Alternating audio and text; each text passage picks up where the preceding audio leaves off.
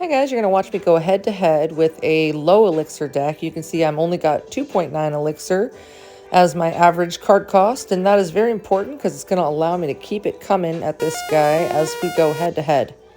I'm going to let my elixir build up until it's all the way at its full potential, and then throw in an ice golem. He's going to come at me with an axe thrower. I'm going to need to build out a shield and then put some shooters in the back so I can take him out without anything getting taken out. No flyers, no small guys when you're dealing with an axe thrower. The nice thing about an axe thrower is it takes forever for his axe to come back to him. So you have a good amount of time to shoot him in the meantime. They threw a Pekka in there, which is pretty strong, but with all of those shooters I had and those two Michels in front, it was not going to happen for them to get anywhere close to my tower. Don't over defend when you see that he's almost done. Don't throw something else in. Just let what you've got. Take him out and your tower finish the job, even if you're going to take one hit. But don't take one from a Pekka. Most things are a lot less powerful than a Pekka. A Pekka can take out your tower in 3 hits. So now they came in with the Ice Golem on the right, backed up with an Ice Wizard. So I went ahead and said, hey, if you're going to do that, I'm going to go to the left with my Knight and a Firecracker, because that's going to do a lot of damage before you can stop me with your Axe Thrower. Once again, the Axe Thrower is actually not as, it's not as strong as you might think. You can take it out with a few hits, and so I'm going to let it just do its thing on the left side. I threw in extra stuff to back up my Ice Golem on the right side because I was able to get through their Ice Golem and their Ice Wizard very easy. You can see that left me in great shape. I was able to take half of their right tower and almost 1,000 points off their left tower. We're going to build all the way up. There's no need to go in hot. They had us beat a little bit on elixir. Either that or they went in a little early. But we're just going to wait and let it build because what they have is an easy thing to defend. So we're going to go ahead and do that. And then we can plan out our own attack, which I'm like, okay, so let's go in with some minions. There's nothing stopping me from using these minions here. I guess their Ice Wizard was a little stronger than I expected. So now we've got a Pekka to deal with on the left side. Once again, meat shield with some shooters. That bomber, he's a really strong guy. He can take out a lot, and he can distract your Pekka, and he's only 2 elixir. So it's a good safe bet. Sometimes you need to just keep them running around the screen so that your tower can have a little bit of a better chance. Now, they've got this Tesla tower that they're trying to get us with, but once again, we're going to go in with a bunch of stuff on the right side.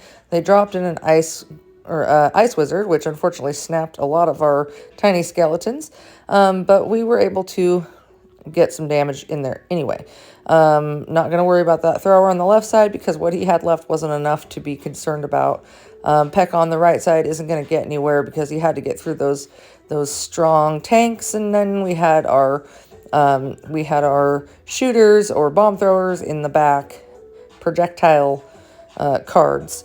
So when I use a projectile card and I know that I've got a tank coming at me, I want to get back behind the tower when I start.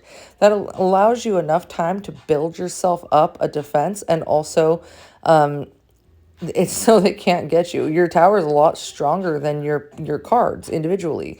So if you can get them to lock on your tower, a lot of times you can take out the cards quicker without losing whatever card you're trying to use to take them out. Okay, we're going to match what they had, their little residual there, and then we're going to go in. Whenever you are defending the last little bit of an attack, make sure you're setting up your next attack. Okay, so they keep coming with that same play with the Axe Thrower, Tesla Tower, and we're just going to meet them the same way as we continue to do that. But we do need to shake things up a little bit or we're not going to get anywhere. So I'm going to throw that Firecracker in the center. I'm going to throw a Knight over here and a Golem to block the actual tower, and that worked pretty well. Now I've got this Knight and this Ice Golem with a Magic Archer in the front. The Magic Archer is not going to withstand against that Pekka. There's just no way. On the left-hand side, I got a block with that Ice Golem.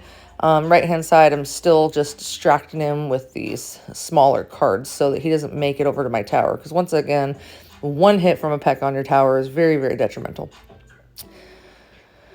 Okay, and they're going to repeat that because they know that they just took a lot of juice to fight that off, but that's okay because I have a very low elixir deck, so I can defend very quickly compared to a high elixir deck, which is mostly made for offense. If you think that you're pretty strong and you're like, okay, I know that I can go in and take out some people with my Pekka or whatever else there is, you can set up your deck differently. Then you're going to have a tank with a lot of support cards. In this deck, I'm actually built the whole deck out of defense cards in essence, because you can create a good attack with defending.